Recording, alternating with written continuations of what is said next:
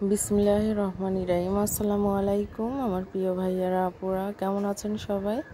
চলে আসলাম আজকে নতুন আর একটা রেসিপি নিয়ে। আজকে করে দেখাবো চিকেন মোমো। তো এখানে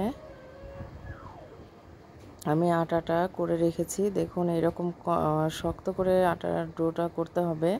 তো আমি মেখে রেখেছি। আর এখানে নিয়েছি গোলমরিচ গুঁড়া, পেঁয়াজ কুচি, আদা কুচি আর মরিচ কুচি। সব কিছু আমি কুচি কুচি একদম ছোট ছোট করে কেটে নিয়েছি। আর এখানে আমি চিকেনটা কিমা করে নিয়েছি। এখানে অনেকটাই আছে, মানে পরিমাণ ছাড়া, এই জন্য আর কি বলতে পারলাম না। তো এখানে আমি প্রথমে জিরে গুঁড়া আর ধনিয়া গুঁড়াটা দিয়ে দিলাম, আর পরিমাণ মতো দিয়ে দিচ্ছি লবণ। লবণটা অবশ্যই একটু বুঝে শুনে দিতে হবে, যেহেতু এখানে সয়া সসটা ব্যবহার করা হবে। তো এখানে পরিমাণ মতো লবণটাও দিয়ে দিচ্ছি। তো সবাই ভিডিওটা সম্পূর্ণ দেখার চেষ্টা করবেন, শেষ পর্যন্ত অবশ্যই দেখে নেবেন। আমি খুব সিম্পলভাবে সবসময় করে দেখানোর চেষ্টা করি আপনাদের। তো এখানে লবণটা দিয়ে দিলাম। এখন দিয়ে দিচ্ছি পেঁয়াজ কুচি, আদা কুচি আর মরিচ কুচি আর গোলমরিচ গুঁড়া একসঙ্গে সব কিছু আমি এখানে দিয়ে নিব। তো এখানে এই গোলমরিচ গুঁড়াটা আমি বাসাতেই করেছি। তো এই তো সব কিছু এখানে দিয়ে দিলাম। এখন আমি দিয়ে দিব সয়া সস। সয়া সসটা পরিমাণ মতো দিবেন, একদম বেশিও দিবেন না আবার কমও দিবেন না। এটাতে অনেকটা টেস্টফুল হয়, আবার অনেক বেশি হয়ে গেলে এটা খেতে একদম তিতা হয়ে যাবে। যেহেতু লবণ ব্যবহার করেছি, আবার সয়া সস ব্যবহার করলাম।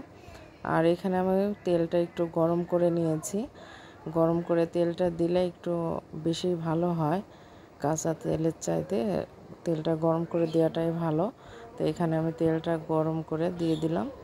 দিয়ে আমি সব কিছু এখন একত্রে একসঙ্গে মিশিয়ে নেব, মানে মাংসটা আমি খুব ভালো করে মেখে নেব। মেখে আমি 10-15 মিনিটের জন্য রেস্টে রেখে দিব, যাতে মাংস আর সব মশলাগুলো খুব ভালোভাবে সেট হয়ে যায়। তো খুব সহজভাবেই আপনাদেরকে দেখানোর চেষ্টা করছি। বাইরে খেতে গেলে অনেক কিছুর মানে অনেক টাকা খরচ হয়। তো সেই চিন্তা করেও কেউ কেউ বাইরে যেতে চায় না। আর যদি ঘরে এভাবে বানানো যায় খুব সহজভাবে, তাহলে বাইরে যাওয়ার কি প্রয়োজন। আমার মনে হয় বাড়িতে খাওয়াটাই বেটার। তো আর এমনিতেই আমি বাইরের খাবার তেমন খাই না, হঠাৎ ছেলেমেয়ের খুব জোরাজোরিতে হয়তো বা কিছু খাই, তাছাড়া বাইরের তেমন কিছু খাই না। আমার ইচ্ছা হয় যে আমি বাসাতেই যতটুকু পারি চেষ্টা করে রান্না করে খেয়ে দেখব। তো এখানে আমি মাংসটা খুব ভালো করে মিশিয়ে নিচ্ছি। তো চলুন এখন চিকেনের ইয়েটা বানিয়ে নিই। তো এখানে আমি লুচির শেপে, মানে বড় করব না ছোটও করব না, মিডিয়াম যেটা আমি সেটা করে নিচ্ছি। অনেকেই বড় আকারের একটা রুটি তৈরি করে নেয়, নিয়ে আপনারা গ্লাস দিয়ে বা একটা ছোট বাটি দিয়েও কেটে সাইজ মতো করে নিতে পারেন। কিন্তু আমি একদম যেহেতু সিম্পলভাবে বাসায় করছি, এই জন্য আর কি হাতে এভাবে তৈরি করে নিচ্ছি, ছোট ছোট লুচির মতন করে শেপ দিচ্ছি। দিয়ে এখানে আমি চিকেনের পুরটা দিয়ে এখন এটা দিয়ে দেখুন, একদম বেশিও দিবেন না কমও দিবেন না, তাহলে ভাজ দিতে গেলে অনেক সমস্যা হবে। তা আমি চিকেনের শেপটা দিয়ে দিচ্ছি। যদিও অতটা পারফেক্ট পারি না, তারপরেও মাশাল্লাহ যথেষ্ট। তো চিকেনটা আমি এইটা মোমোটা আমি তৈরি করে নিচ্ছি এভাবে। তো সবাই একটু কষ্ট করে আমার ভিডিওটা শেষ পর্যন্ত দেখে নেবেন। একটা বানানো হয়ে গেছে মোমো, তা আমি আর একটা আপনাদেরকে বানিয়ে দেখিয়ে দিচ্ছি। আমি বাড়িতে বাচ্চাদের এভাবে বানিয়ে খাওয়াই। আমার কাছে মনে হয় বাসাতেই তৈরি করাটাই ভালো। তো এই তো আমি ভাজটা দিয়ে নিচ্ছি, আপনারা দেখতে পাচ্ছেন কি না অবশ্যই কমেন্ট করবেন, আর একটু কষ্ট করে হলেও দেখে নেবেন।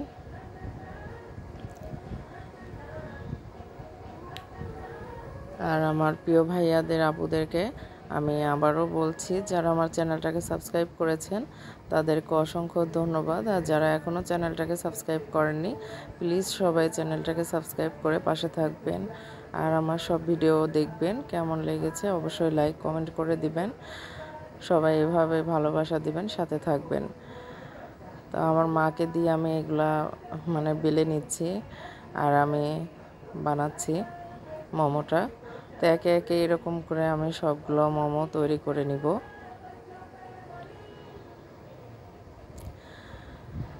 আপনাদের কাছে আমার ভিডিওগুলো কেমন লাগে অবশ্যই আপনারা কমেন্ট করবেন আর লাইক করে দিবেন।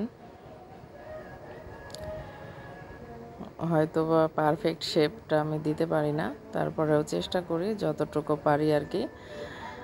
এই তো একইভাবে আমি সবগুলা করে নিয়েছি। তো এখানে আমি তেলটা ব্রাশ করে দিচ্ছি, হাত দিয়ে দিচ্ছি। এটা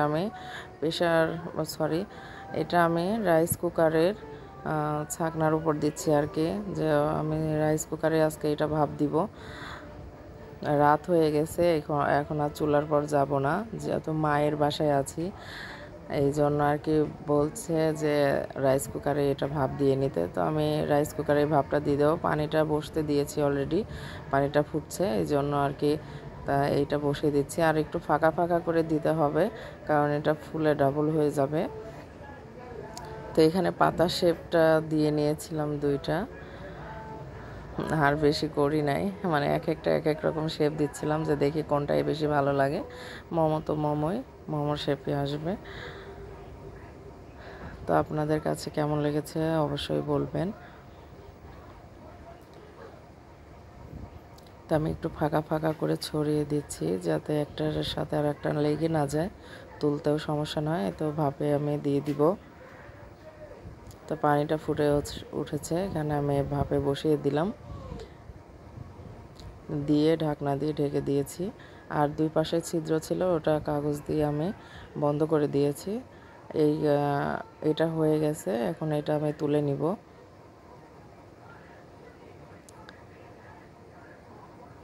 দেখুন মোমোটা দেখতে মাশাআল্লাহ অনেক সুন্দর হয়েছে।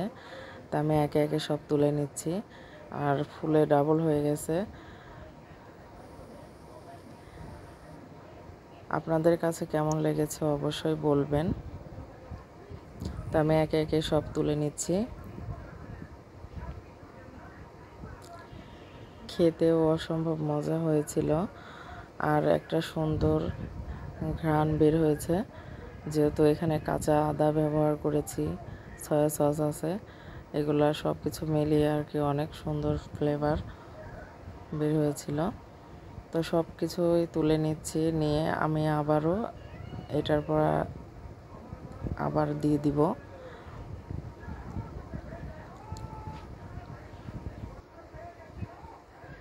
তো একে একে আবারও সবগুলা দিয়ে দিচ্ছি।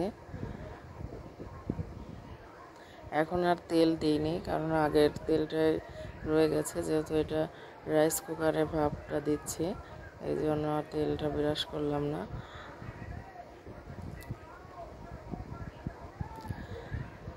তো সবাই সাথেই থাকুন, আপনাদেরকে সব কিছু একদম রেডি করে সার্ভ করে দেখাচ্ছি। কেমন লেগেছে অবশ্যই বলবেন। তো আমার প্রিয় ভাইয়ারা আপুরা, দেখুন আমার মোমো সবগুলো বানানো হয়ে গেছে। তো আমি উপরে কিছু সস ছড়িয়ে দিয়েছি দেখতে সুন্দর দেখার জন্য। তো কেমন লেগেছে অবশ্যই সবাই কমেন্ট করবেন। সবাই ভালো থাকবেন, সুস্থ থাকবেন। আল্লাহ হাফেজ।